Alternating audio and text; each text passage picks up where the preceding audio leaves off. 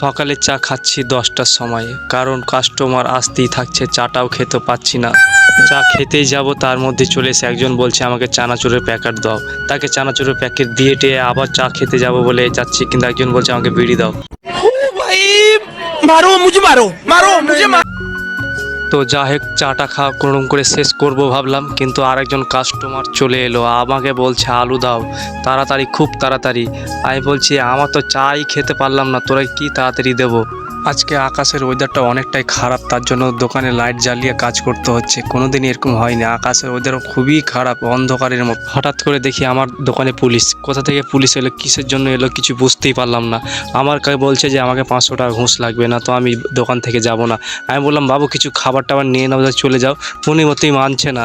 আমি এত সত্য করে বলছি বাবু চলে যাও চলে যাও, কোনো মতো যেতে চাইছে না। বলছে পয়সা দিবি না, বাসি বাজিয়ে আমি ডাক।